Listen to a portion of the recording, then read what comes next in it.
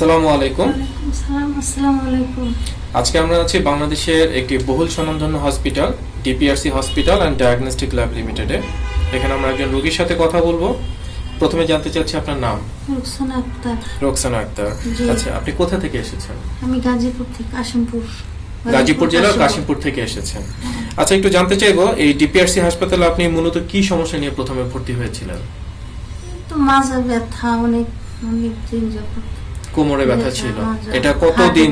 হাঁটুতে ব্যথা ছিল। কত বছর যাবত আপনি এই সমস্যাটা ভুগছেন? 13 বছর। প্রায় গত 13 বছর যাবত এই সমস্যাটা ভুগছেন।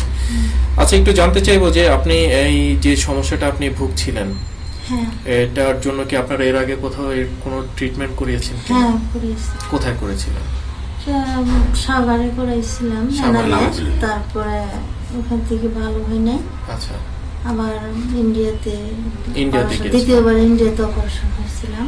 আচ্ছা, এখান থেকে ভালো হয় নাই, অনেক কষ্ট করছিলাম। আচ্ছা একটু জানতে চাইবো, আপনি যখন এই ডিপিআরসি হসপিটালে ভর্তি ছিলেন মূলত কোন ডক্টরের আন্ডারে আপনি ভর্তি ছিলেন? ডক্টর শফিউল্লাহ প্রধান। ডক্টর শফিউল্লাহ প্রধান, ওনার আন্ডার থেকে আপনি ট্রিটমেন্ট করেছেন। কতদিন যাবত ট্রিটমেন্টটা করেছেন? 15 দিন। গত 15 দিন যাবত ট্রিটমেন্ট করেছেন। আচ্ছা একটু জানতে চাইবো, এখন আপনি ঠিক কেমন বোধ করছেন? এখন আগের থেকে আপনি অনেকটুকু ভালো। আচ্ছা এখানে আমরা ওনার হাজবেন্ডকে পেয়েছি, আমরা একটু ওনার নামটা জানতে চাইবো। স্যার আপনার নামটা প্লিজ। মোহাম্মদ শামসুল আলম মোল্লা। স্যার একটু জানতে চাইবো যে উনি গত 13 বছর যাবত উনি যে সমস্যাটা উনি ভুগছেন, ধীরে ধীরে উনি অনেক কষ্ট পেয়েছেন, তো ওনার কি ধরনের ট্রিটমেন্ট এর আগে আপনারা করিয়েছিলেন? তো এনাম ক্লিনিক থেকে প্রথম একটা অপারেশন করেছিলাম। এই অপারেশন ভুলের পরে ইন্ডিয়া কলকাতাতে অপারেশন করেছি। আচ্ছা, দুইটা অপারেশন করেছেন, মানে এটা সাকসেসফুল না হওয়াতে আপনারা ইন্ডিয়াতে গিয়ে অপারেশন করিয়েছেন।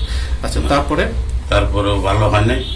আগে তো চলতেও পারতো না, বসতে হাঁটা চলা করতে পারতো না, রান্না বান্না করতে পারতো না, তারপরে সারাক্ষণ শুয়েই থাকতো। তারপরে এই ডিপিআরসির সংবাদটা পাইয়া এই জায়গায় 15 দিন ভর্তি রেখে যে ট্রিটমেন্ট করাইছে 80% ভালো হয়েছে। আচ্ছা, মানে গত 13 বছর যাবত উনি যে কষ্টে ভুগছেন এবং পরপর দুইটা অপারেশন করে উনি যখন মানে সফল হননি, মাত্র এই কয়েকটা দিন এখানে ভর্তি থেকে উনি আগের থেকে সম্পূর্ণ ভালো হয়ে গেছেন বলতে চাচ্ছেন?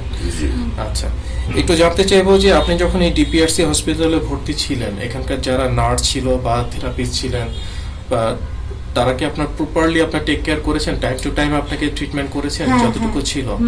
আচ্ছা, মানে সময় মতো আপনি সবটুকু ট্রিটমেন্ট পেয়েছেন। আচ্ছা একটু জানতে চাইবো যে আপনারা তো এর আগে হয়তো অনেক হসপিটালে আপনারা ভিজিট করেছেন বা গিয়েছেন, সেই হসপিটালগুলোর পরিবেশ এবং ডিপিআরসি হসপিটালের পরিবেশ সম্পর্কে যদি একটু বলেন। অন্যান্য হসপিটাল থেকে অনেকটুকু ভালো বলছেন। আচ্ছা একটু জানতে চাইবো যে এই ডিপিআরসি হসপিটাল যখন আপনারা ট্রিটমেন্ট নিয়েছেন, এখানকার টোটাল পরিবেশ, টোটাল যে সেবা আপনারা পেয়েছেন, সেই সেবাকে আউট অফ 10-এর ভিতরে কত মার্কস দেবেন আপনারা? 10-এর ভিতরে 9 মার্ক দিব। আচ্ছা ঠিক আছে, অসংখ্য ধন্যবাদ আপনাদেরকে বিডি টুডেজের পক্ষ থেকে আপনাদের মূল্যবান সময় এবং আপনাদের মূল্যবান মতামত দিয়ে সহযোগিতা করার জন্য। আসসালামু আলাইকুম। ওয়ালাইকুম আসসালাম।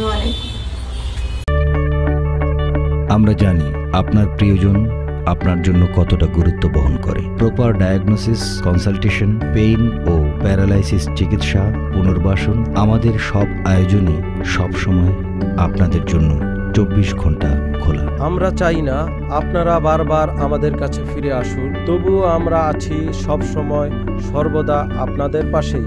ডিপিআরসি হসপিটাল লিমিটেড, আস্থা, বিশ্বাস ও নির্ভরতায় অবিচল।